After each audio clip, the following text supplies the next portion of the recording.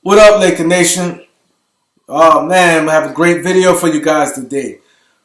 But first, I need you guys to subscribe, like, leave a comment. I enjoy talking to you guys. Also, go to my podcast, The Beat 139, on YouTube. Subscribe to that. Leave a comment. Hit the like button. Also, on Instagram.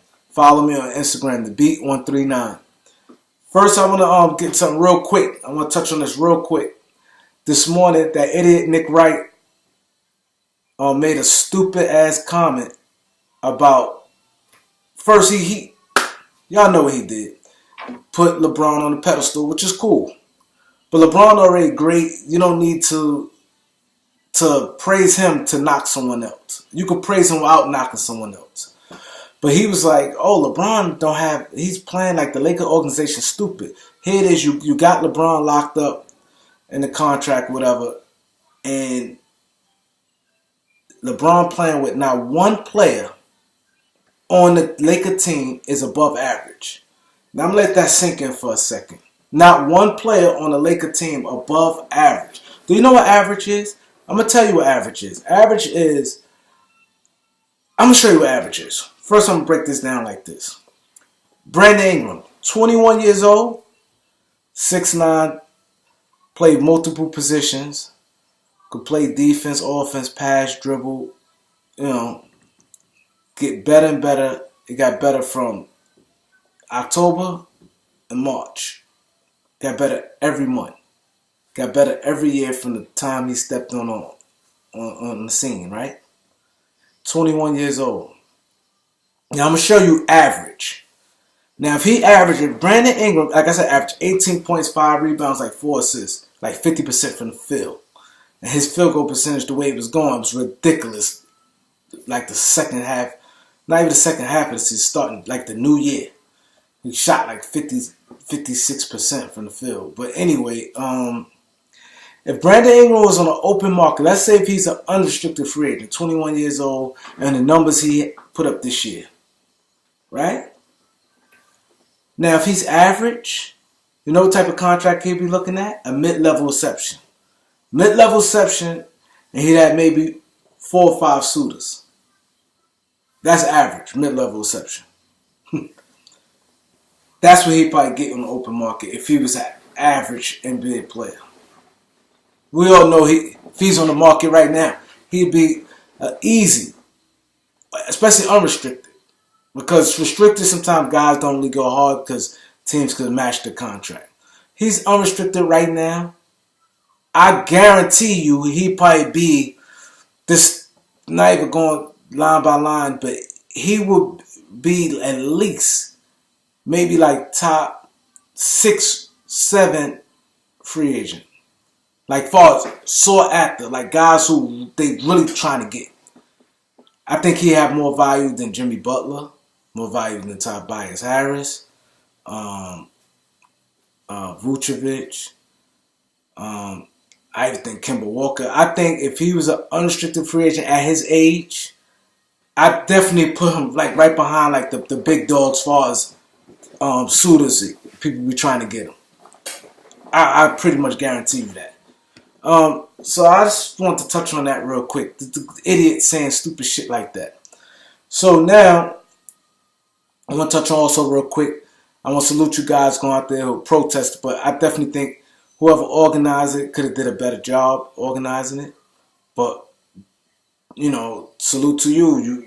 The media got involved. Everybody knew what was going on. I just wish more people would have showed up. But it's not all the time how many people showed up. It's the effectiveness of it, right? You can have 10 people. But it seemed like, to me, what I seen, every time they stuck a mic in front of these guys laughing, joking, and they make no real point. The Lakers, you took time out your schedule to go there, and they make no real point and details of what you don't like what this franchise is doing, this organization, right? So that's why I didn't like the most. Because a lot of people listening, and especially you dealing for the Lakers management to listen. And you have to make a good point. You know, if you're going to go out there after a schedule, you got to make that good point. But I ain't going to touch on that real quick, right? Now, I always been, I supported Rob. When Magic stepped down, I supported Rob. Not heavy support, but I was giving him the benefit of the doubt. And I said, I think he'd do a good job. You know, give him a chance. And, you know, I believe that it's over-exaggerated as far as him being, like, cutthroat. And a lot of people don't like him. I just thought that, you know, it was blowing smoke. And I do believe some of it is. I think it is a little exaggerated some. But he showed a little connivingness. Reason why I said to say this. They said that he felt he had Ty Lue. Now you tried to play on his weakness. They said Ty Lue said that the Lakers was his dream job. His birthday, took a picture with the Laker cake. You know how embarrassing that is for the couple days. People going around him like, yeah, you know, you're going to be the Lakers' next coach. And, you know, he assuming, you know, the talks what they had, he was their guy. They cut off talks with every other coach. And you botched that. And you botched it because you tried to lowball him. As far as, I'm just saying Pelinka right now. You lowballed him. You felt he had no options, so you could treat him any way you want. But at the end of the day, he's a man. He has pride. He won the championship.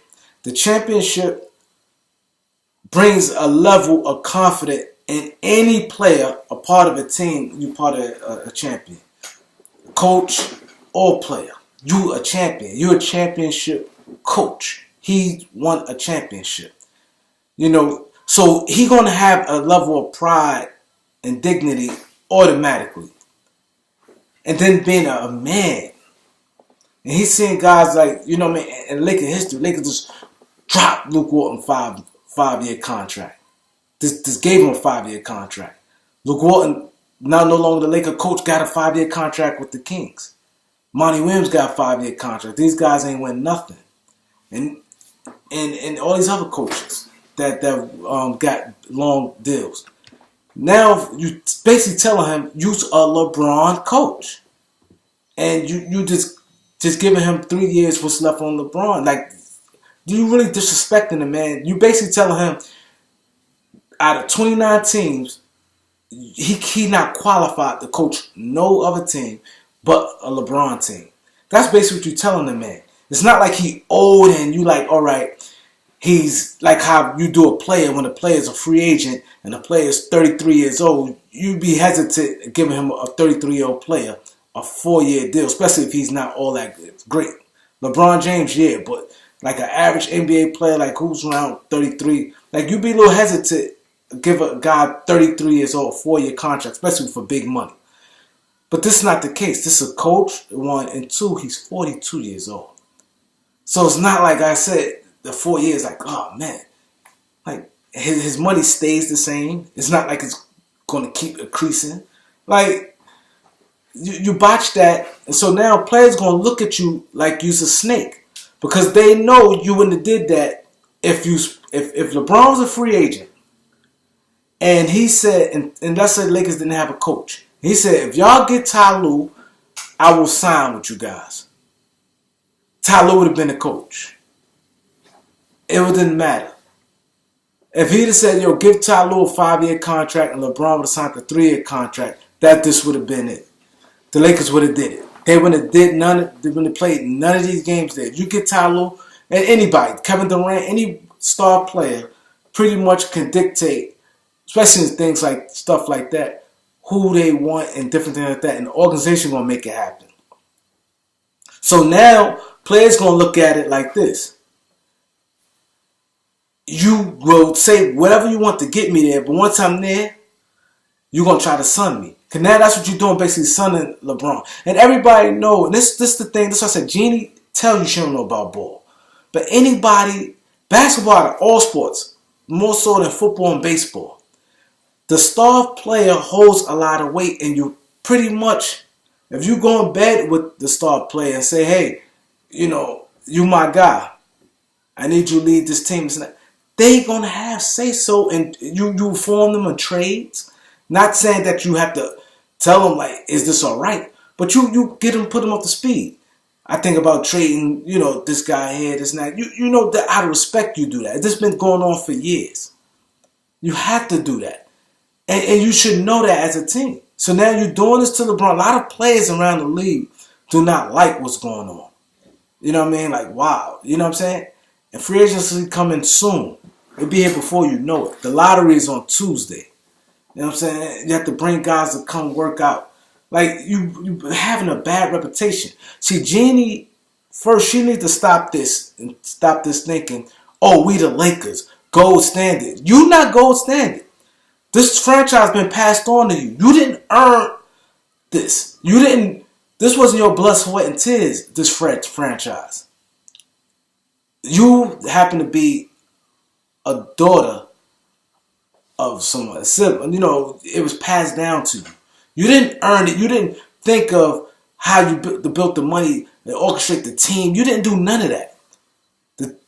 When he died, y'all his kids, it was left in charge with you guys. You didn't earn that. So I'm tired of her, and I be hating when she come, oh, gold standard, the Laker way. Stop all that Laker way. Look at your time there. From the 6 years, it's been trash.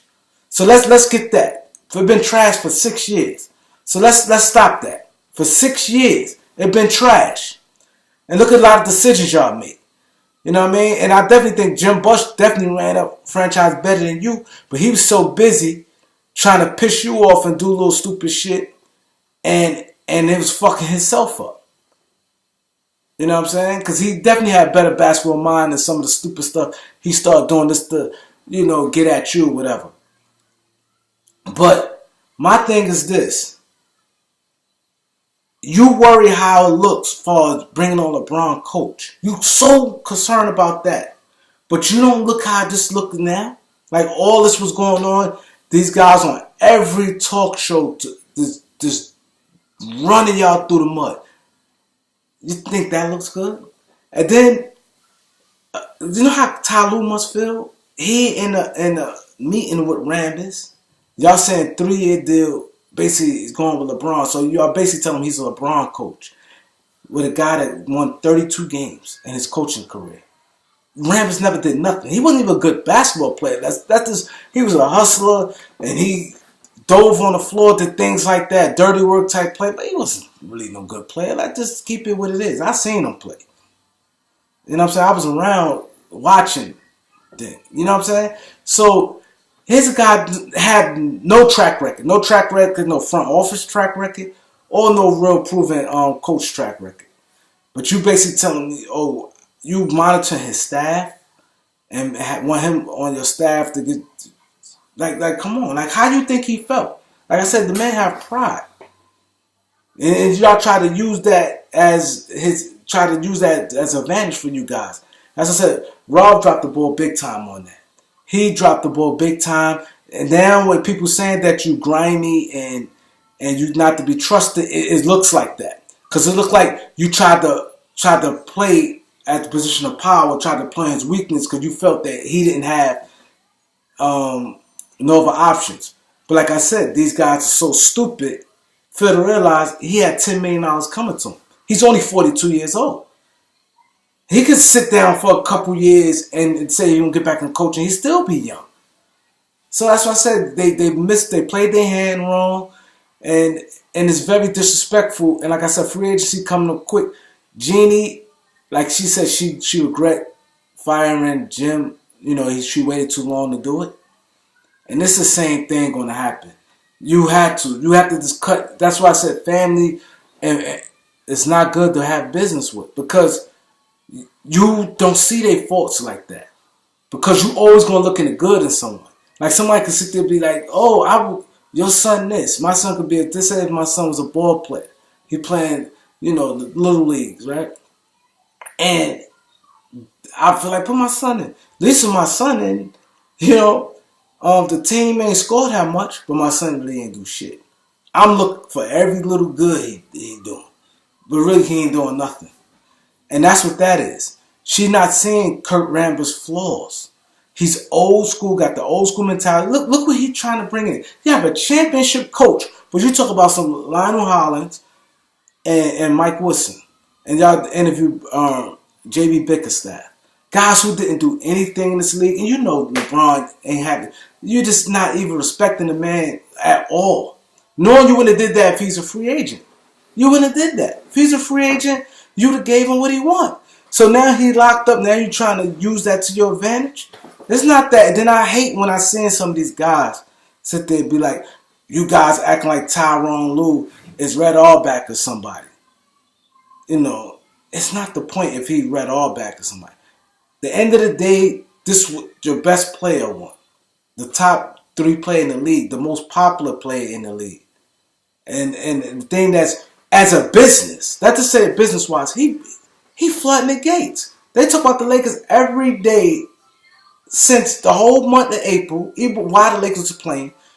Even before that, the Lakers get talked about basically so in the All-Star game right after the young guys didn't get traded. Every single day, let's just say from February to this day, every single day they talked about the Lakers. You know what I'm saying? LeBron bringing business, not to say on the money aspect of it. And you're not respecting that. Like, come on, it makes sense. Even you stupid thing talk about trading them. Like you're not making any sense right now. You know what I'm saying? If you felt this way, you should have never. That's what I said. By you not even knowing about basketball, Jeannie, I'm talking to you. You should never even got LeBron, because you knew the minute LeBron came, and I came right up here after we signed LeBron, and I did a blog. You know, I was like up and down on it because I definitely was like wanting to make the playoffs and have a good team. But I already said, the young guys, it put them on, things change. It's not the rebuilding thing now, like a few years I can see us and getting all these young players, getting draft picks and getting these 22 to 23-year-old guys. I knew it changed from there. So Jeannie should have known from there. Yeah, you understand you're upset that, you know, about the Rich Paul and the Anthony Davis, how things went. But you have to be an adult at the end of the day. You call LeBron and be like, listen, I don't like, and call Rich Paul in. And you speak your mind. You ain't like how things was handled. And let's move on from here. And build your organization. How you going to go into a meeting with a free agent? You saw that, all that talking Hollywood and the money you off the court, and the Lakers have all these banners, and do you want your name up on the banner and all that? That shit ain't work. When Aldridge and all these different players here, some players ain't take meetings with you guys. So you should know right there, stop all that shit. We the Lakers, the gold standard. That shit not working. It's about winning. These guys, these famous, look at all these guys, Anthony Davis, Karl Anthony Towns playing Minnesota, and you know, Westbrook. You know, these guys don't need LA to be famous to get their commercials and get sneaker deals and different things like that. It's not like that no more. You got social media. So let's stop that. She need to get that out of her head and think clear. All that shit is dead right now. It's about winning. That's what these players want to see. Want to see a coach, a general manager know what he's doing, know how to orchestrate a good trade. You know, can see some talent in a draft. And different things like that. Know how to, you know, say the right things to get a free agent over here. Who y'all gonna put in the room? That 7 people, like, it's not happening. Jeannie already said she don't know about ball. Linda Rambis, I'm putting her in that same space too, because she's not a basketball player person. Kurt Rambis, he don't have that cliche. He old school type of thinking. He's not relatable to today's players, right? Rob, I think he will be a little solid at that. But like I said, now in this trustworthy things, this shit gonna come back and bite him in the ass right now. And like, come on, it's not gonna work. It's not.